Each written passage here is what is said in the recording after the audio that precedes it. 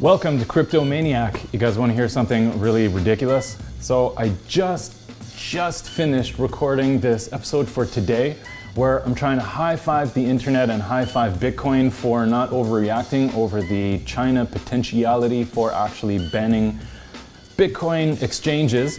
And I go out to a meeting then, business meeting just for a couple of hours. I come back and I see this moron here has caused so much FUD in the market, and ironically, everything has really taken a bit of a dip. So why is that anyway?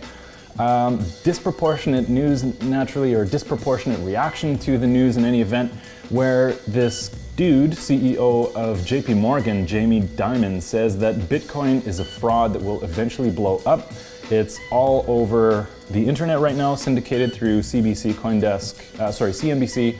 CoinDesk, MarketWatch, and everywhere else, where he also says that if we had a trader who traded Bitcoin, I'd fire them in a second. So that's an awfully blanket statement just to throw out there. And unfortunately, this guy just obviously doesn't really understand a whole ton about the Bitcoin and cryptocurrency space. So it's unfortunate that we've had such a reaction, and a guy like that actually has so much power over the crypto space, who just clearly doesn't understand it. Now, it's not for everyone, and not everyone should necessarily invest in it right now. Once we maybe get into a $1 trillion plus market cap, then markets will just become automatically more stable by virtue of that fact. So I get it, right? It's not for everybody right now. But just to say that everyone is an idiot for actually investing in the space is clearly just uninformed. And I also love this tweet from Eric Voorhees, who says, "My memory is failing. Was it Bitcoin or was it JP Morgan that was bailed out by the government?" So this is, of course, the whole 2008 collapse, which is primarily the reason that Bitcoin even exists. So anyway, the internet is aflame with this news, and now on to the rest of today's episode. And welcome to another episode of Crypto Maniac, where we decode the crypto space every single day. I'm not in the studio today, as you can see, so welcome to my living room. And yesterday I promised to make a short video, or not yesterday, but the day before. I promised to make a short video, which wound up being 16 minutes anyway, so we'll try to make it a little bit snappier and get right into it. All right, so the market today at about $147 billion, so it's pretty sideways, holding tight despite China news, which I think in the meantime we're all kind of getting a little bit tired of anyway. That said, I basically just wanted to give Bitcoin a huge high five. I had fully expected, not that I don't believe in Bitcoin, but I don't necessarily believe in the investorship of Bitcoin necessarily. So I thought as soon as I released the last video, all of the news started to come out from the Wall Street Journal and Bloomberg saying that yes, it is in fact true that China will be cracking down on Bitcoin exchanges in China. I fully expected everybody to panic and lose control and sell off their Bitcoin, but as it turned out, it was effectively a non-event. So it's kind of nice to see the markets not really react in the usual kind of way to that kind of noise.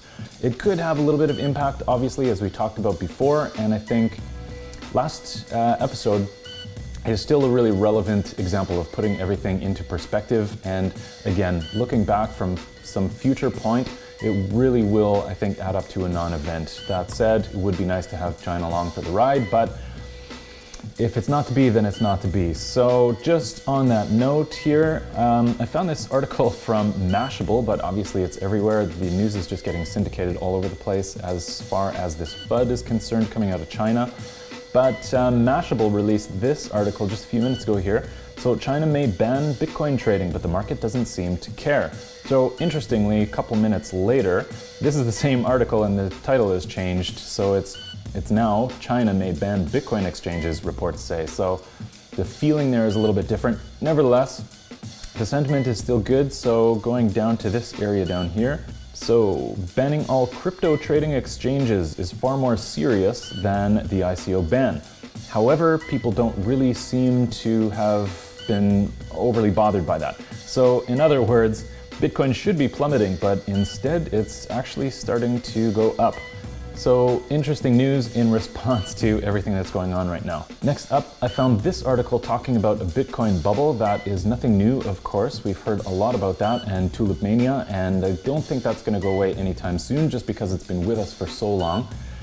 People will continue to say that, but this is talking about Bitcoin bubble and its relationship to US national debt, which is just over $20 trillion now for the very first time ever.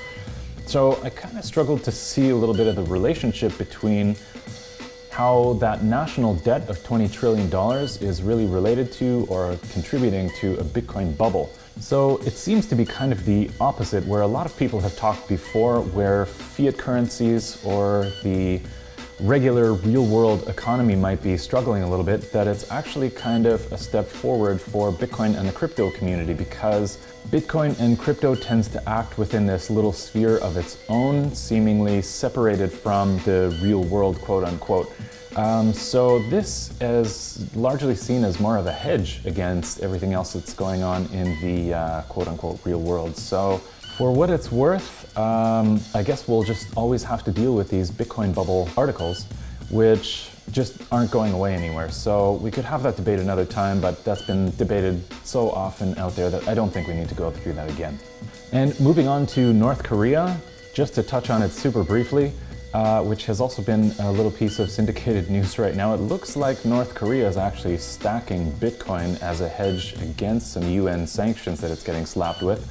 But it also appears as though they're stealing Bitcoin, government-sponsored, from South Korea.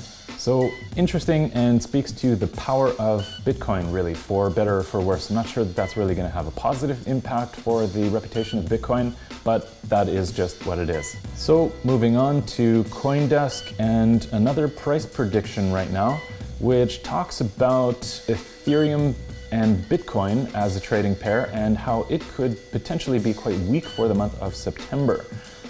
So there's a lot of news, as we've talked about before, and a lot of people have as well, regarding all of the development that's coming out of the Ethereum camp right now. So theoretically, things should be going up, coming out with the first of the Metropolis release for testnet, at least, coming up for Byzantium, I think it's called, on September 18th. So again, that's just a precursor to what will actually be released as an upgrade on the main network, but that'll be sometime in October. So maybe it won't really have much of an impact then on September's trading. That said, it's really hard to say here. They're looking at these technicals, and of course there's this downward triangle pattern, which, yes, of course, all the technicals then would tend to point to a downward move, potentially. But that said, of course, this part right here was the China ICO scare, which actually did come down. So that could have been a run up here a few days later. Of course, this is the daily chart. They did, in fact, go ahead and confirm that that was going to be the case in China.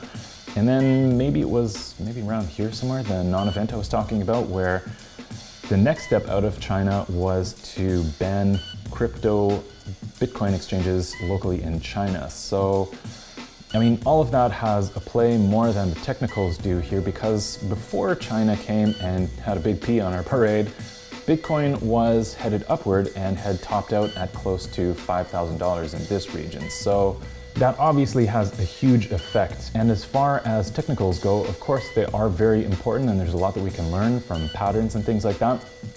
But one important note, I think, is to get away from the idea that a chart and Bitcoin itself and all of these markets are just some entity unto itself, but realizing that, of course, they are a totality of human emotion and sometimes not always the most rational.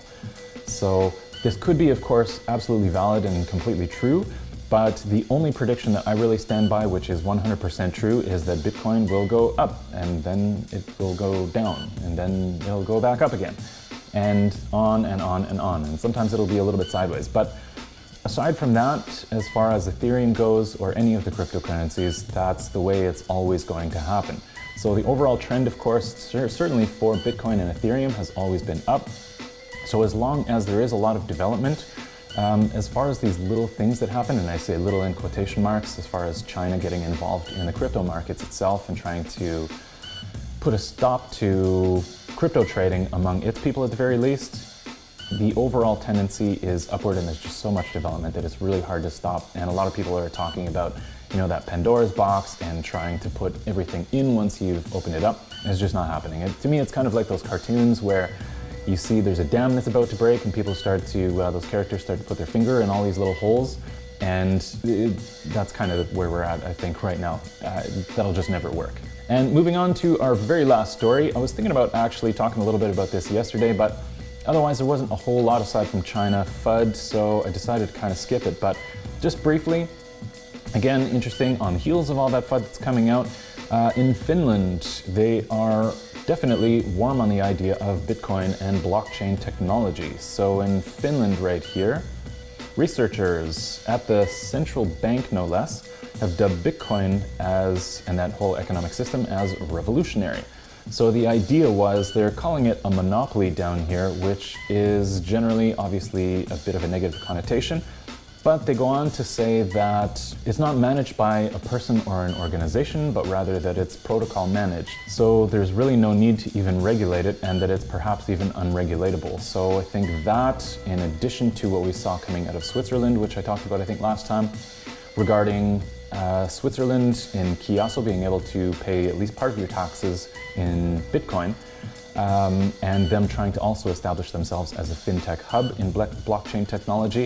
I think this really does speak to a very different attitude towards blockchain technology and Bitcoin within Europe, perhaps as a whole. So let me know your thoughts on what's happening in the space, what's interesting to you, what you see coming out in the next little while. Do you really think that September will be a bearish month altogether, or do you think that this is the month where we're going to start to take off? There's some conferences and things like that coming up in September, October, and through November. And going into Christmas, last year certainly was a very bullish time. So it'll be interesting to see, but as always, let me know your thoughts. There's some donation links in the description below if you so choose. If you're not in a position to do that, absolutely not a problem, of course, and no pressure. But if you'd like to support the channel, please do give us a like, share, and definitely subscribe is also a huge help. And of course, as always, don't forget to respond as far as what you would like to see covered in future episodes. Guys, thanks so much for tuning in, and we'll catch you in the next episode. Bye-bye.